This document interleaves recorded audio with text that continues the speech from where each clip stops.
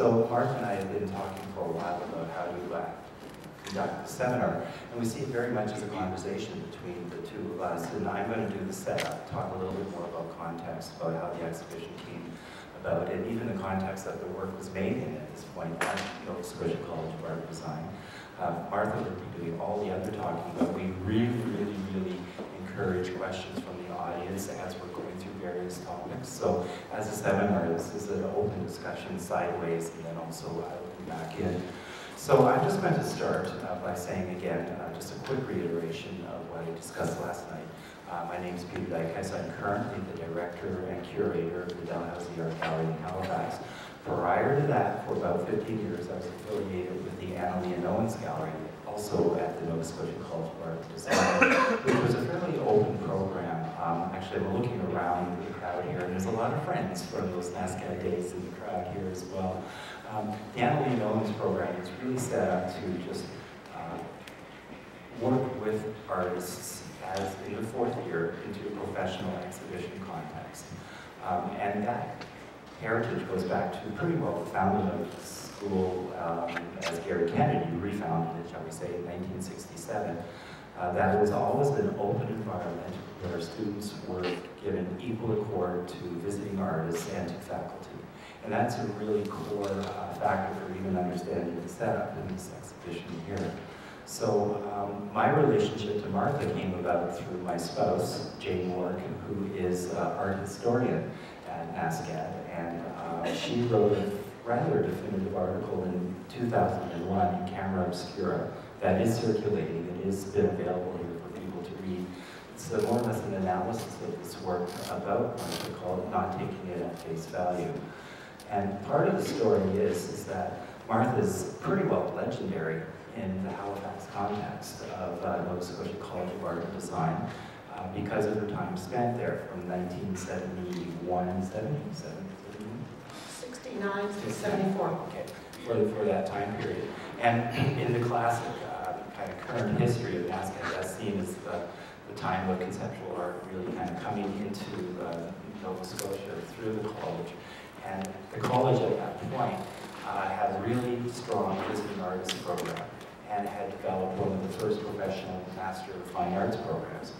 So many artists who were very much young pups at the time, people named Lawrence Weiner and Vito Conchi and these people who were not necessarily taking all that seriously in other parts of the world, were coming up to Halifax and doing a lot of work and being given access to the studios. And it was a very wide open, experimental, and creative environment. So that's more or less the context of the school, and it was also reaching out to a lot of American artists. And the other context to remember too is the Vietnam War was on at that point, and there were very many American artists who were very happy to come up to Canada at that point. Another subset that basically Jane and I have been doing over the years is just finding out exactly how many Canadian artists are actually Americans that have come up through that entire period. And another interesting subset is Martha's from a Quaker background, so there's a pacifist aspect there, as well as finding out artists like Ron Shubrook was also a Quaker. So there's these other subplots about why Halifax and NASCAD more or less exploded when it did during that time period. So that's part of the political setup. And also, I think what I'm just going to do is start to pass it over to Martha at this point to talk a little bit about the narrative, and you can tell just a few of the stories, but we want to get into an analysis about why this work happened at that point of time and why it also was not really re-exhibited until recently.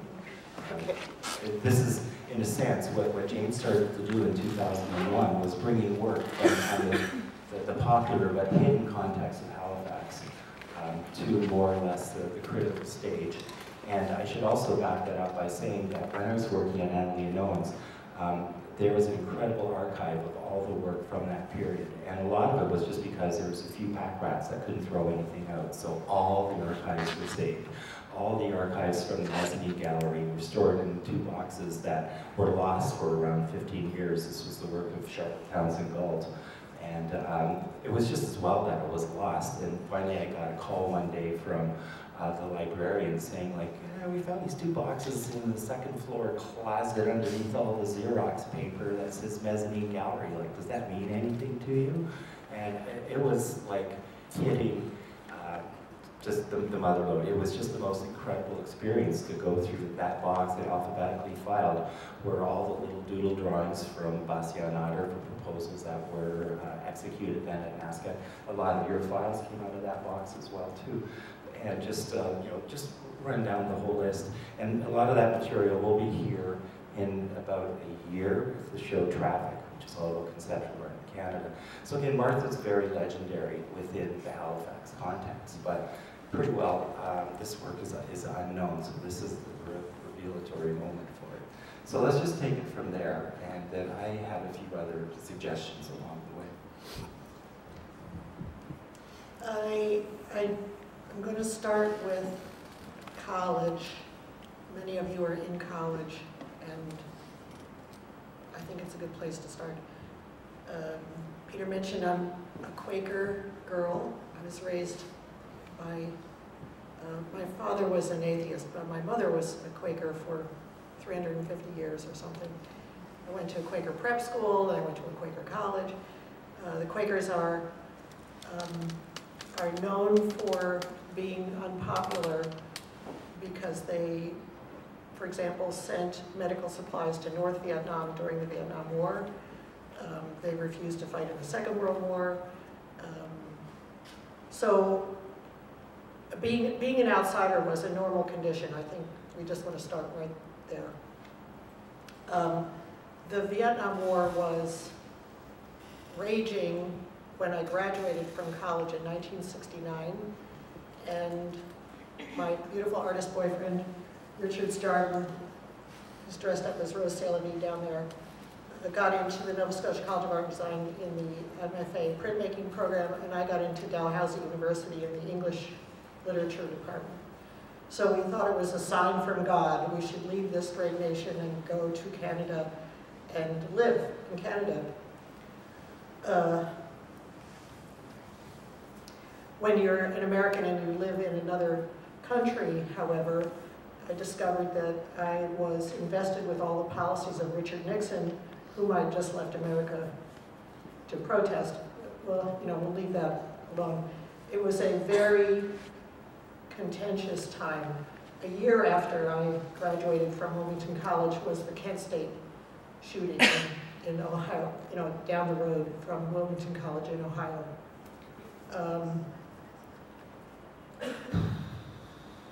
Feminism was happening, but it wasn't happening for me. I was in the English literature department. We were not allowed to read works by women. I wanted to do a PhD thesis on Virginia Woolf, but that was not permitted. It's just not allowed. So things have changed at Dow, by the way. Good.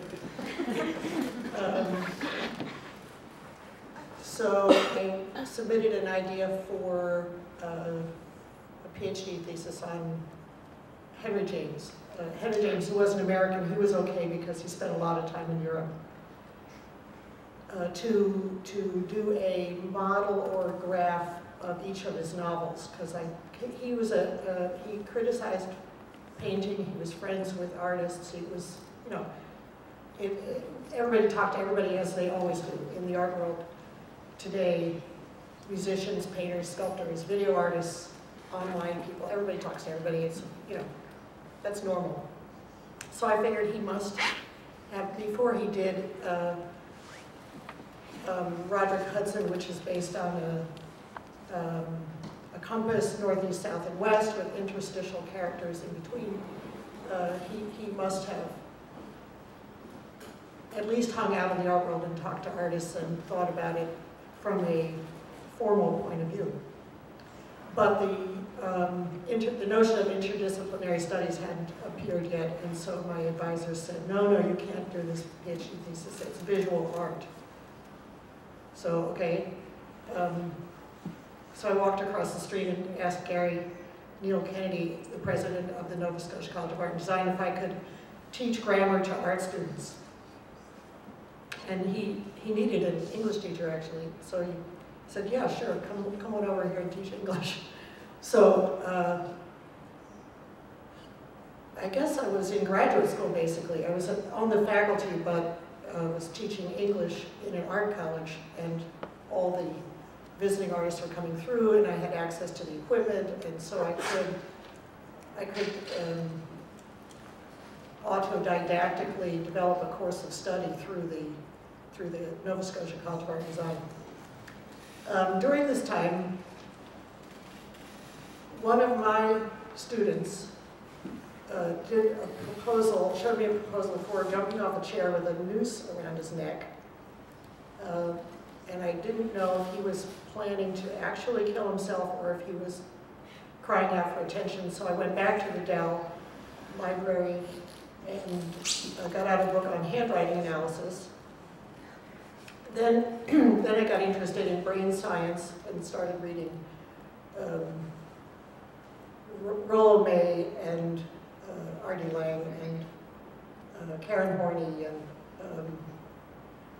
trying to understand how we function. How does the brain, how do we function in the world? The work that you see around here, everything on the walls, is related to a fascination, really a lifelong fascination with brain science. The most recent thing that has come out is called The Brain That Changes Itself. It was recommended to me by a friend, Kathy Weiss, about how the brain, for example, if you were born blind, you can figure out how to see. There's a machine that can be placed on your back with little pinpricks that will enable you to function in black and white and in three-dimensional space, so that you're blind, but you can move around this table and down this hall and miss the leg of the video camera, and you can function. So the brain is a great thing to have. At this time, I was trying to figure out if the expression that I was making directly into a mirror so that I can manipulate my features, and the expression I was making directly into the camera without the benefit of feedback, were the same or different. In other words, could I express misery? Okay, here's misery. This is me trying to manipulate my features so that I look miserable. This is me without the benefit of a mirror or feedback, trying to manipulate my features. And I would contend that I'm more miserable looking into space than I am looking into the mirror. So it's the notion that this was performance art was far away yet.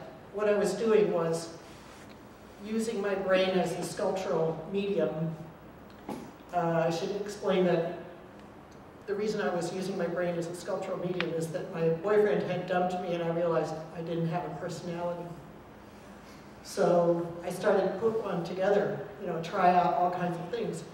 Try dressing up as a man, trying to look like a woman, try to dress up as a man and get into men's rooms, try to dress up as an old lady, trying to look like a young lady, dress up in all the models that society had held out to me as my social options: the goddess, the housewife, the working girl, the professional, the earth mother, the lesbian. I would let my room get messy. I didn't know if I liked that or not. I would listen to all kinds of music because I had no idea what I liked. It was a miserable time, but I have to say that it's a really good thing that he dumped my ass. Otherwise, I'd be a housewife in Halifax today. You went to New Jersey, right?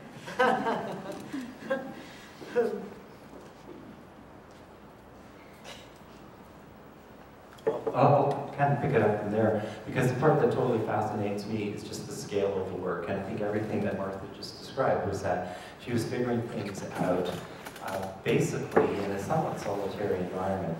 And I'll have to say, too, that all the names that I was just telling you of the very famous visiting artists at NASCAD at that time were very male and very macho, and it was a man's world. Conceptual art was all about the big idea manifested through the various materials, blah, blah, blah.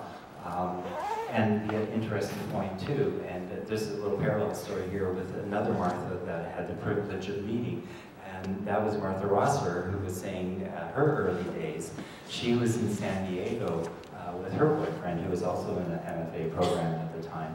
So the two Martha's boyfriends were the guys in the MFA programs at the art schools, and they were, the men were doing serious work under the pedagogical auspices of the whole program and all the other artists and visiting people that were there.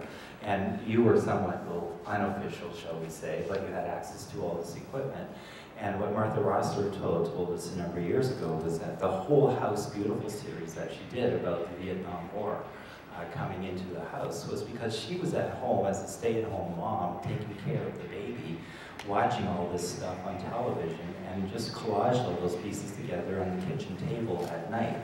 So that's a really important point from my perspective, is that it's, early 70s, feminism is emerging in a more of the Judy Chicago, shall we say, for lack of a better word, more essentialist sort of way that a feminine subject and an object is, or a female subject and object is this sort of creature.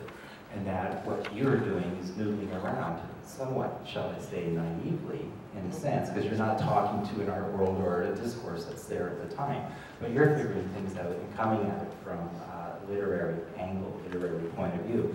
So, in the same way that Martha Rosser is just responding to her environment and coming up with very significantly reactive work at the time, but it's at the kitchen table, it's not in a studio. But then you had access to this equipment and the ability to play with the cameras and the video things. The context was, it was male, but the context that I was in was conceptual art. And the difference between, I would maintain, the difference between what I was doing and what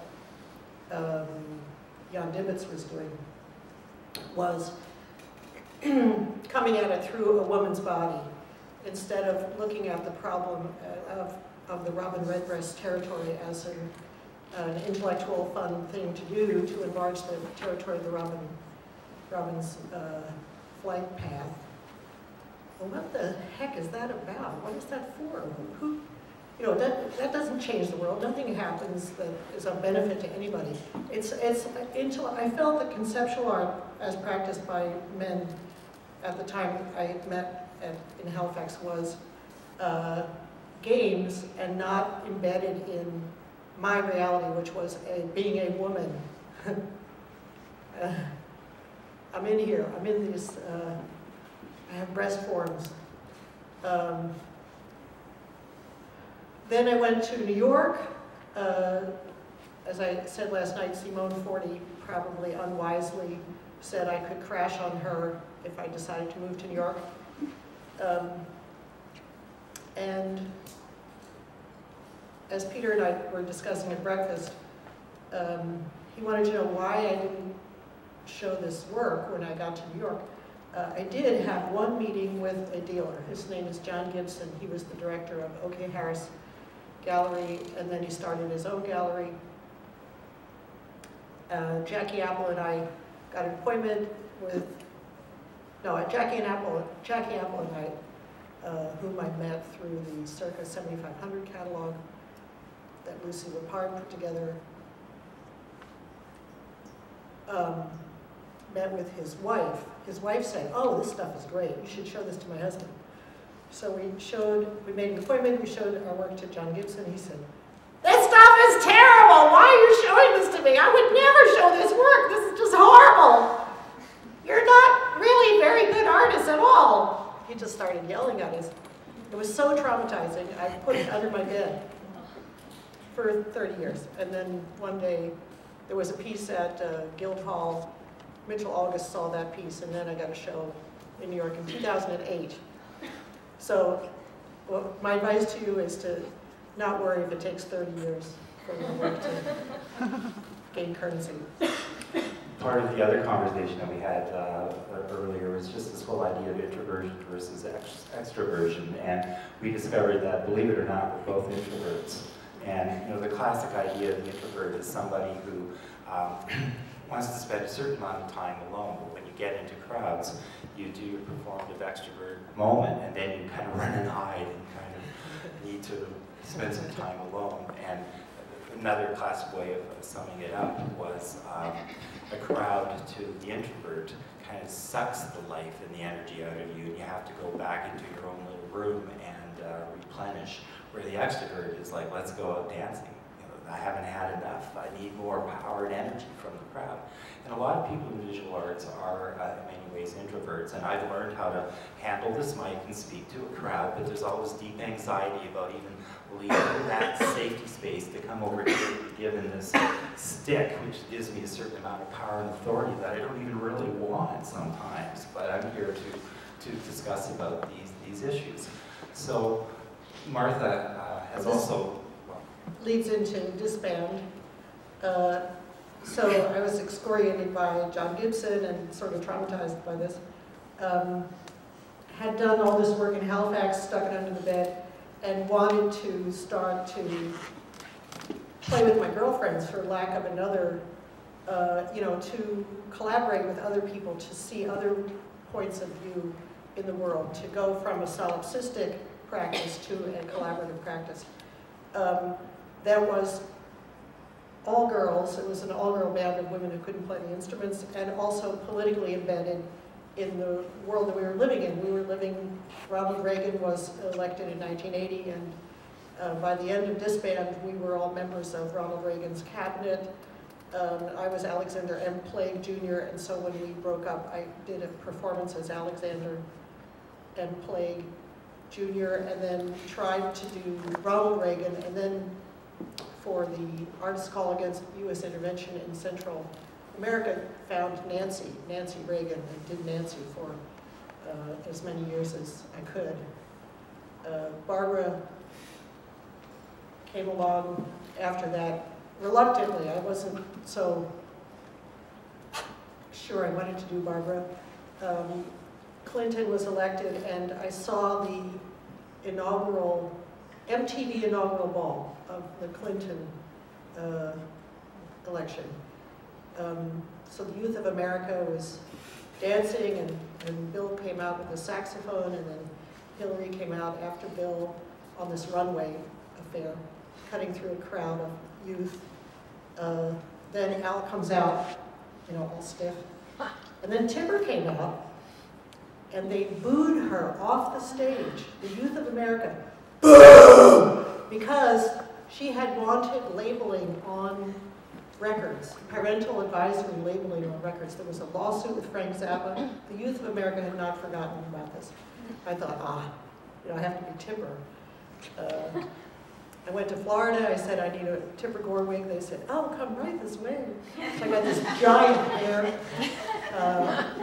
And Tipper scared me because we are the same age. We both smoked pot in college.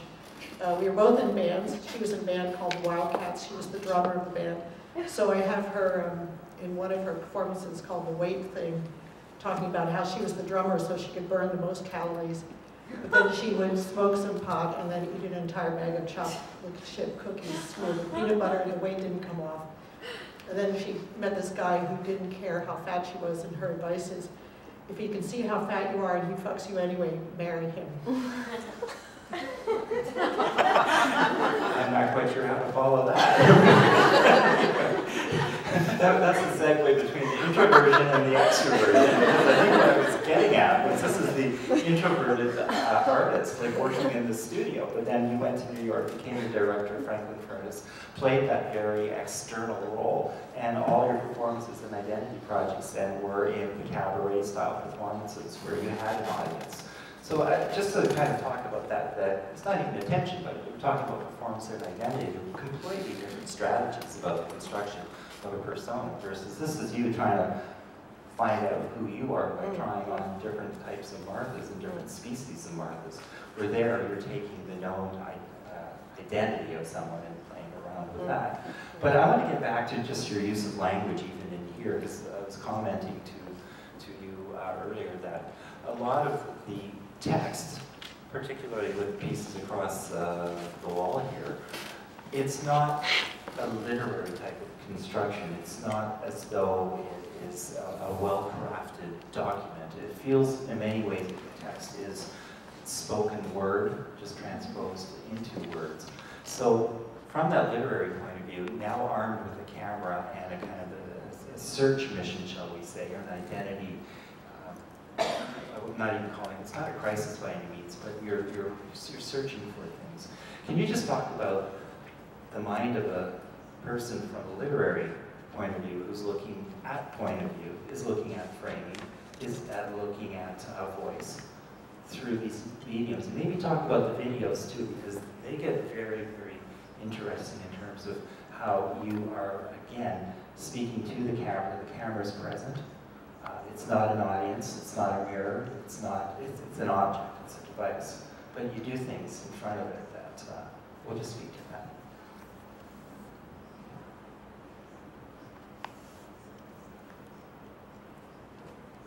The course that I taught, I did teach one course at the Nova Scotia College of Art and Design. It was called Literary Parallels to Modern Art. Because I wanted the kids to read, but they were going to art school so they could avoid reading. So we had to meet somewhere in the middle. So I was trying to explain to them that, for example, Cubism, which is an idea they understand from the visual art, from art history courses, was expressed in literature by Gertrude Stein in Tender Buttons. So I was trying to give them ways to access literature through what they already knew.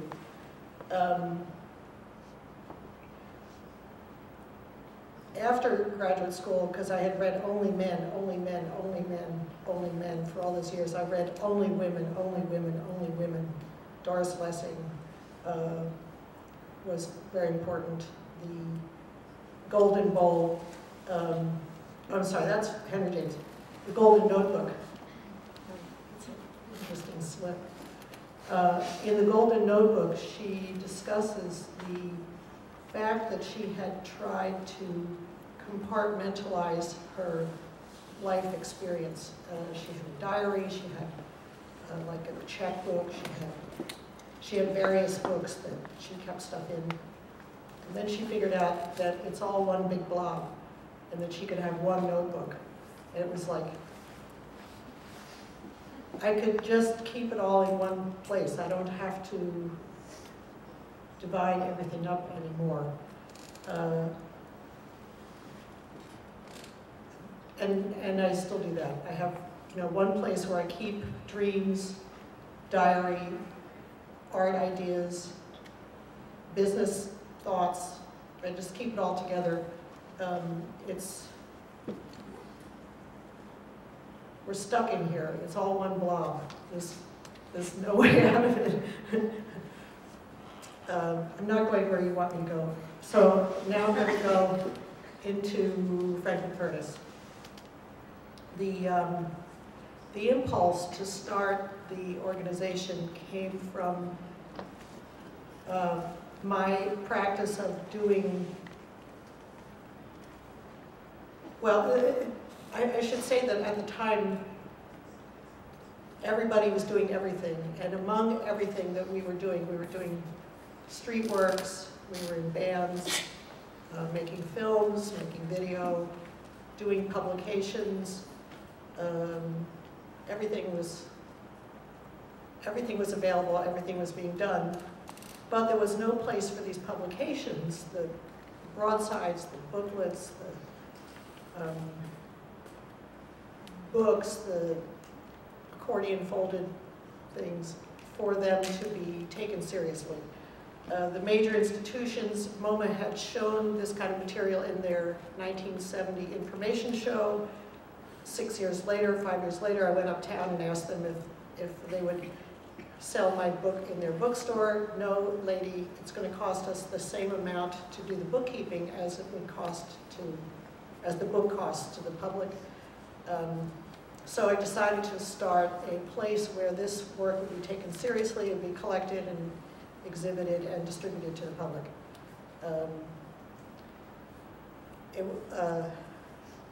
the building that I was in was an artists' collaborative building.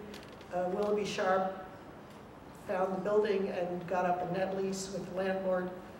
And we all signed this net lease for 10 years. And everybody was supposed to be doing something different on each floor. So I was going to be the bookstore, and Virginia was going to be the film editing and screening, and Willoughby was going to be video, and Duff, I forget, and Patrick, I can't remember either. But we were all supposed to be doing art activities. Basically, I was the only one who seriously I was on the ground floor, and the loft had been a ship chandlery, so it had these cases for the display of onions, motor oil, portholes, or whatever it is that ships needed when they came into port. So it looked like a bookstore to me. I was going to call it the Franklin Stove. Willoughby Sharp, publisher of Avalanche magazine, said, no, you must call it Franklin Furnace. He was right.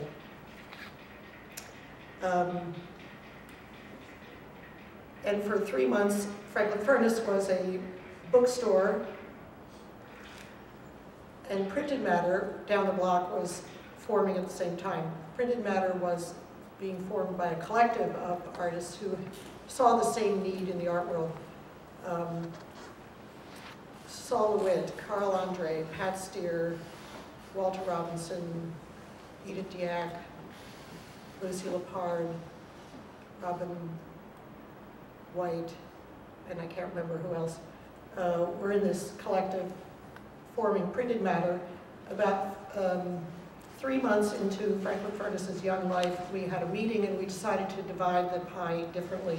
So they would take the publishing and distribution side, and I would take the collecting and exhibiting side of this little world that we were stamping out in Lower Manhattan.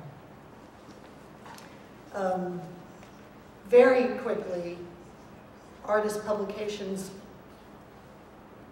was not everything that the artists were doing. They wanted to read from their publications. They wanted to exhibit their publications up the wall, across the ceiling. So the performance art program, the installation program grew right out of the first year of the organization in 1976.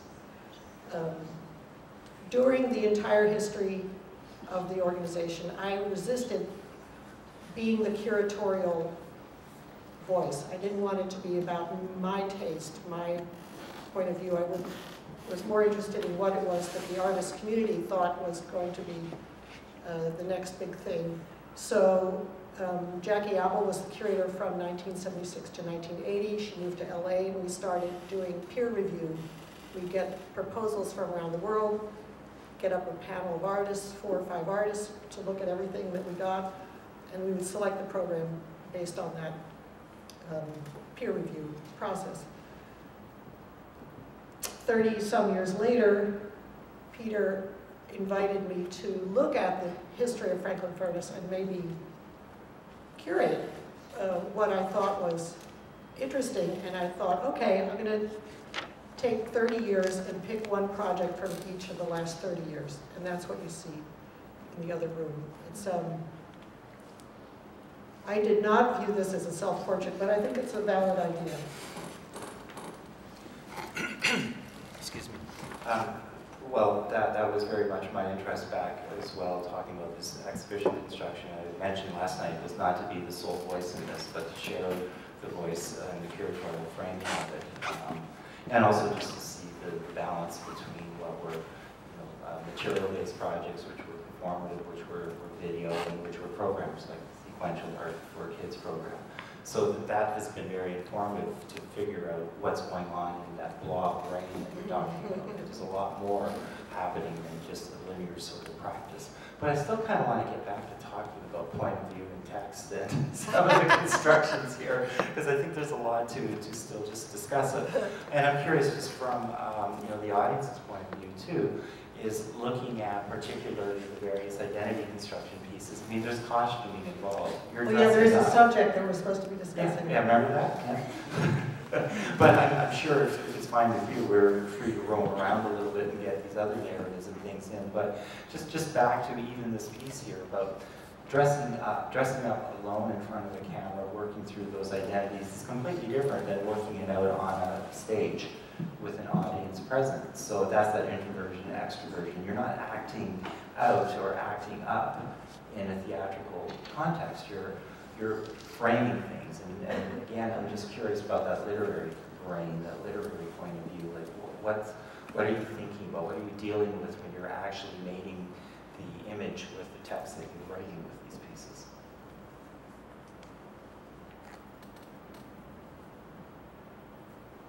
I think it's the same for any performance piece. The effort was to leave the brain that I'm in now and go into another one. So to try to embody the goddess, even though it's for a still image and not for people sitting in chairs for a performance, or to be Nancy Reagan and to be this selfish, hateful person for a brief period and not give a fuck about you and what you think about and care about. I don't care. I'm Nancy Reagan. I think it's the same process. And somebody last night asked me about the process, and I told them it's the wig. Yeah. Really the wig. You put on the hose, you put on the shoes, you put on the suit, you put on pearls, you put on the earrings, but then you put on the wig, and then you can go into this other plane where you are Barbara Bush, mother of the president. I don't know, it's not a very articulate explanation for what. Well, just even talk about, caution again. You're just talking about putting on certain garments and they take on a certain significance. Like, that's pretty well perioded costumes there too. That is a little snapshot of the early 70s. Like, who invented those elephant pants or whatever those are in the first way? Some things come back in fashion and style, but that definitely hasn't. So I'm just curious, even where did you get those costumes in Halifax, and just your relationship to pop culture? And you said there's the academic is missing in this body of work too. So just speak a little bit about that. Like the Earth Mother on the far right there, like that looks like somebody who's part of a cult living out in California with multiple wives or something. But, so just talk about even that idea of identity construction. You say the wig is everything when you're pegging Tipper Gore or Barbara Bush. Those are quick signifiers by the hair. But here you're kind of inventing from a tickle trunk or whatever you can find in Halifax to create these creatures, these identities.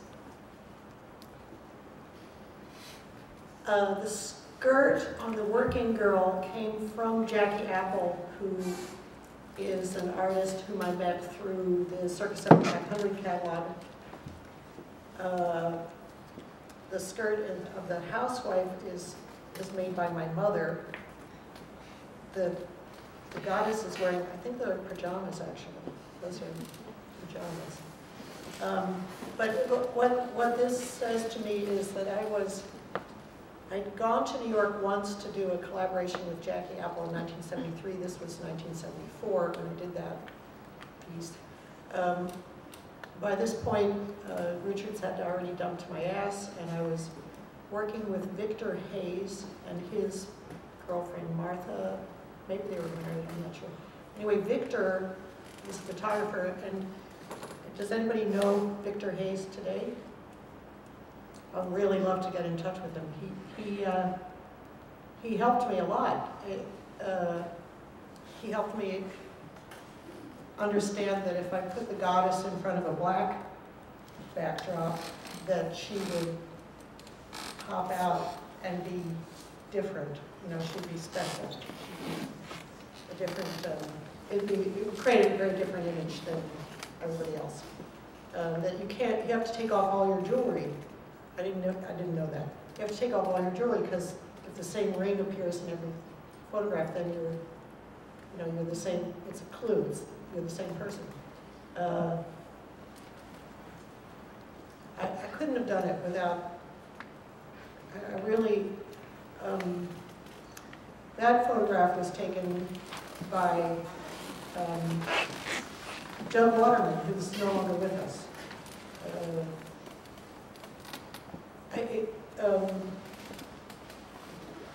It's all, what I'm trying to get to is that it's all performance. You're performing for your own sense of performance, you're performing for the lens of the camera, and you're performing for your friend who's kind enough to be there with you taking the photograph, and you're performing for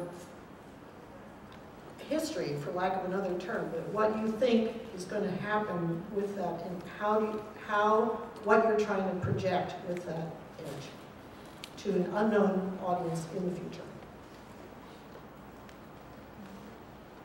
All of this was greatly aided, all of this thinking about the personality as an onion with many, many layers was aided by Vito Conchi's recommendation of Irving Goffman's slim volume, The Performance of Self in Everyday Life.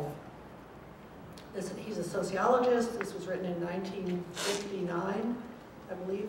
It's still, I looked at it recently because in relation with this show, I'm now editing a source book, or rather, Independent Curators International is intending to start a series of source books, and so I went back to what are the texts that really influenced the path of my thinking through the ages, and Irving Goffman's The Performance of Self in Everyday Life was one of those really, really important texts.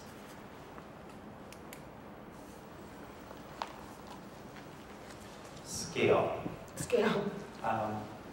I've seen original prints. These are prints from the original negatives, but Gary Kennedy has one of the original prints that you gave him years ago of posturing drag, and it's the same size, and it's in this cheesy little frame that he said was bought at a little pharmacy or a grocery store across where on Colbert Road, like literally two blocks from where I now work.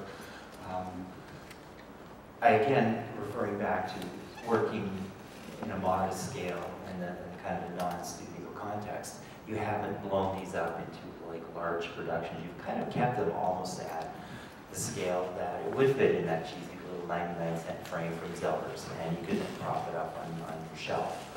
Has there been any desire to deviate from that, or is this still kind of, it's a document of that time period? Nah, because I didn't have the technology. The drugstore had the technology to do the development. So we're back to framing, literally. But in Tipper in the other room, a friend of mine helped me take the photograph, and then she helped me to get it blown up for the window of printed matter. So, friends. You need to have friends. Even if you are an introvert, you need to have friends. In terms of the dressing up as different roles, or even the first set, like so many times in my life I'm aware of like, oh, I have to go somewhere, I have to dress like an artist, or I'm dressing up like a woman because I'll be wearing, like putting on like a skirt and heels, yeah. And that somewhere in there there's sort of the self when it's alone, which is usually wearing dirty jeans and a sweater because I'm working and won't get dirty. But there is very much that feeling of dressing certain roles that you just go about your daily life going, oh, I have to, go into a job interview, I have to dress the part. And that comes out in the work. Just yesterday we were talking about a job, and somebody in a job interview took her wedding ring off to make sure she could get the job at Google. It was, she's a young childbearing age person and is married.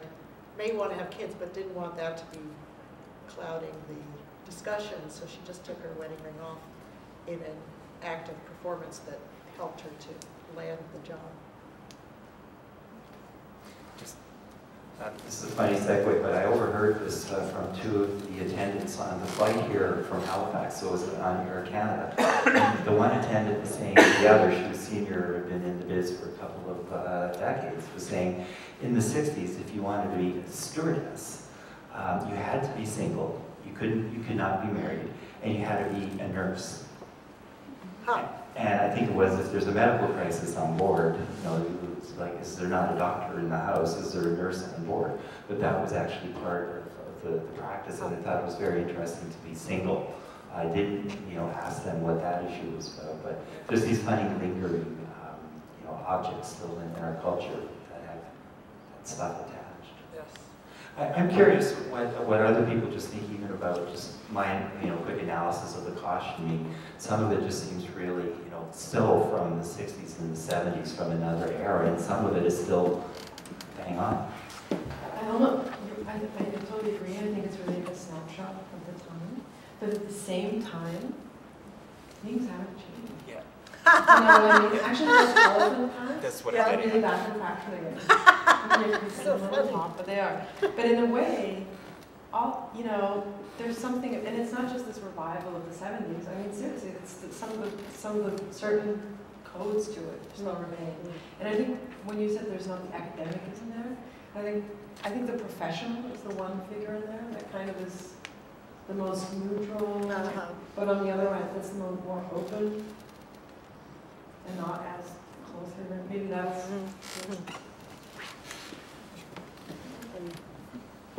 Any other thoughts, like anyone else? If you were to create the academic today, what would you look like? What would you act like? What a great question. You opened it. I did. Don't look at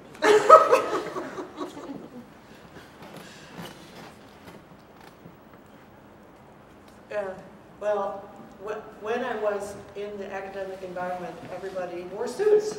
The men wore suits and white shirts and not button-down shirts, real collars, the works. Vests sometimes. Where's the English department?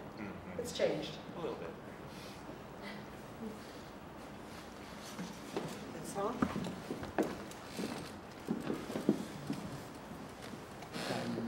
What is the audience for the video pieces that were shown there? Can you talk more about the way that they were received at the time? The question is who was the audience for the video pieces?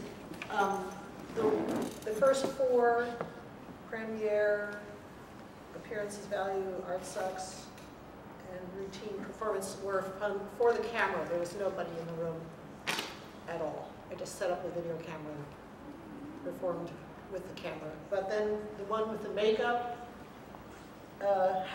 there's somebody else in the room because I asked them to lower the camera a foot, but I don't know who that was. I don't remember who was helping me. This one was totally alone, and turns out that this room where I'm immolating myself is now the boardroom of the Nova Scotia College of Art and Design. Oh, is that where it was?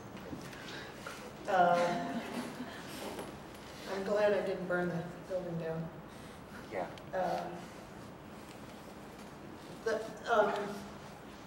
And who was the audience after the videos were done? Oh yeah, I did show them in the mezzanine gallery. I did. Yeah, they were shown in Halifax, and then they were under the bed.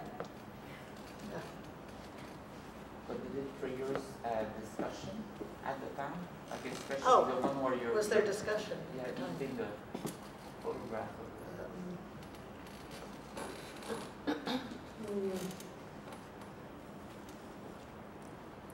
I would say no. The atmosphere at the time was women don't make it in the art world. What are you doing this stuff for? In other words, why are you doing this? This is worthless. Would you say that was a Halifax phenomenon, or was that NASCAD, No, or because Universal, the same New attitude York. was expressed by John Gibson when I got to New York. So, so why not collaborate with your friends and have fun?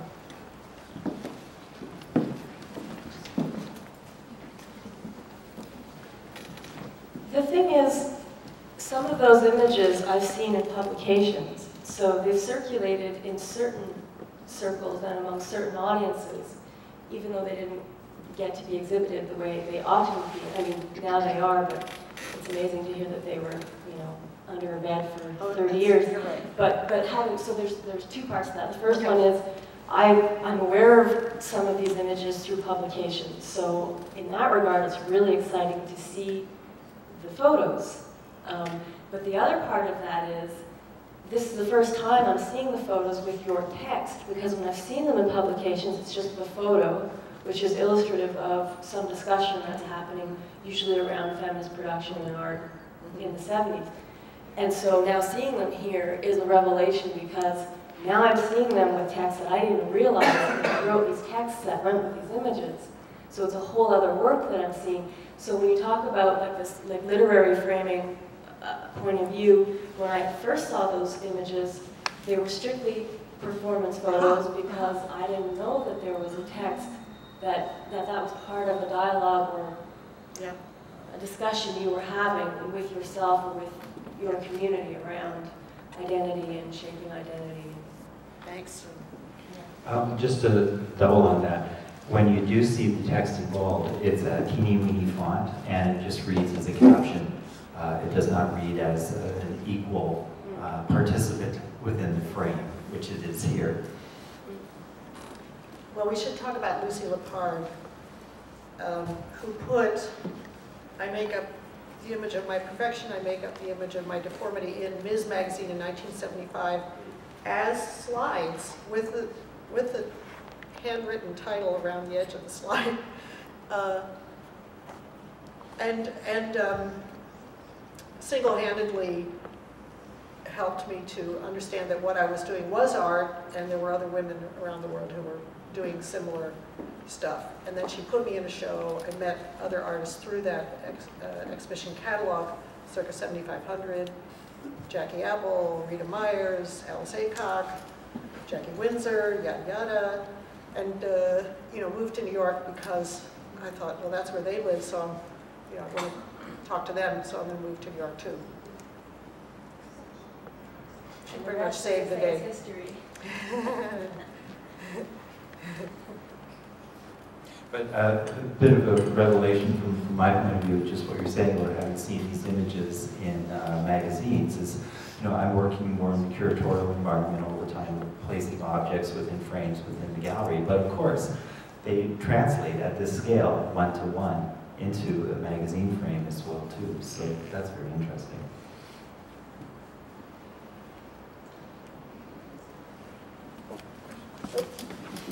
Here, I should do the running around, not you.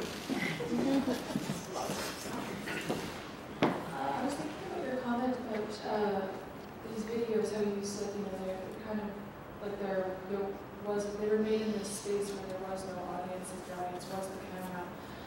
And I was thinking about how that kind of creates this like strange space for creating art where there is no audience.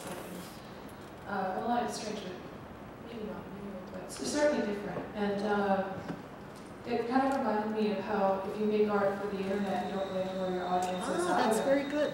And That's very true. this relates me to, like, this reminds me of your transition to Franklin Furnace when it went online. Do you have any comments about where you thought your audience was at that time? Thank you. That's a great one.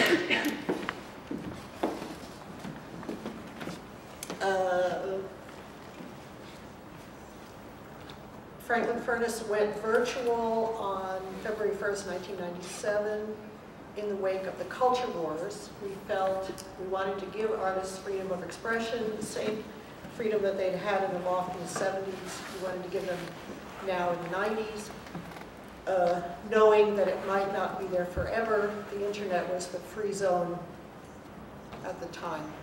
The technology was really chunky, not very good, but the audience, interestingly, was way bigger than the audience of people sitting on hard folding chairs in the basement, because there were 75 people on the hard folding chairs and there were 700 people on the internet. Such a ridiculously small number today, but for us at that time, we were just thrilled, over the moon. Plus, you can tell who's in the audience. You can do an analysis of who's watching you, and a lot of them were .govs, so the government was still looking, and a lot of them were from way, way far away, New Zealand and Vietnam and places where you know, they could never get their asses into the basement of Franklin Furnace anyway. So for as much as we didn't, I mean, it is like performing to a black hole. To perform for the internet, you don't know who's out there. But on the other hand of that, we thought, we're developing a new audience and we don't have any idea who they are. That this is great. We're getting avant-garde art out to the planet. It's, you know, it was a pretty exciting revolution.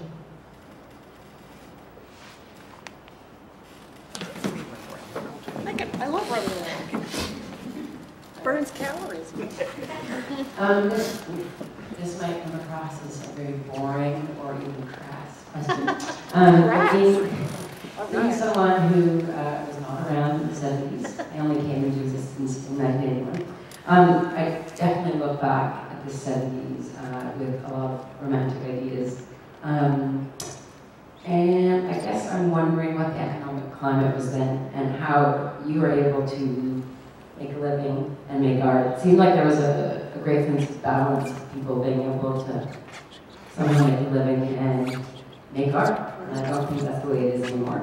And I'm also wondering in terms of how Franklin Furnace was started and how it was financed. Okay. So practical question. Okay.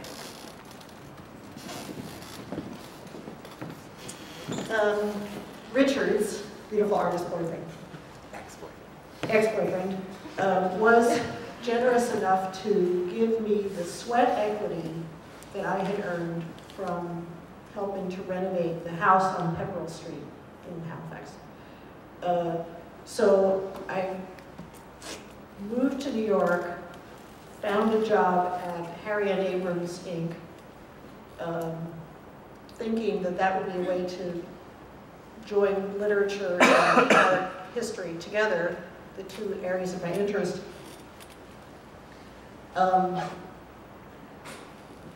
That was not what was going on all day long at the job, but what I did learn at the job was more valuable than all of graduate school put together, because I learned how to run a business. I was the assistant to the managing editor of the company, Harry and Abrams, Inc., the art book publishers. What I learned from that experience, for example, was keep a copy of every single thing. That's, you know, and file it in various ways so that if you can't find it in the financial stuff, you can find it over here in the chronological stuff. So we today have a chrono file where we keep a chronological record of every single letter that goes out in a place written by anybody on the staff. And it's invaluable because you remember, oh, I wrote this, it was cold outside. So we're going to look in January, February. And we just keep it. And I used it recently for a, well, it's not a lawsuit yet, but I had to find a document that proved that Franklin Furnace was donated the sketchbooks of Lee Morton. And we found it. We found the letter, the acknowledgement letter, in the chrono file. So, Richard's, let's see. So I had a job, found a loft. Richard's check came in. I had a job as a waitress. The guy who fired me said, "You're too smart to be a waitress," which I thought was such a nice thing to say. So I got unemployment insurance. The first grant that Franklin Furnace ever got was New York State unemployment insurance, which was during an economic downturn, so it lasted for about 12 months, way longer than normal. because of the fact that there were a lot of people out of work.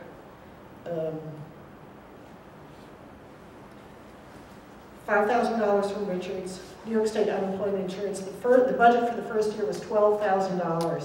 Oh, I had a roommate. I had a roommate. That was very important. But, you know, the rent for Franklin Furnace was $500, which was a huge sum. You know, it's so ridiculous. We had 2,500 feet for $500. Then I got more roommates as time went on. My first roommate left. Got 2 more roommates. So in the early days, we were all living. One of the roommates built the mezzanine. My father, the building inspector, came and said it was okay. You know, it was okay. Let's see, did I have a job? Oh yeah, I got a job. No, the first job was Abrams. The second job was Brooklyn College for 1 semester. Then the city of New York fired all the art teachers in the city. Then I got unemployment. Never looked for a job, just started Franklin Furnace and figured, you know, if this doesn't work, I can always be a secretary again. What was the other question about money? I think those went together. They went together, okay. I appreciate your laying it was pretty cheap. It was pretty cheap overall to live in, especially in Soho and Tribeca, which there was no laundromat. There were no services.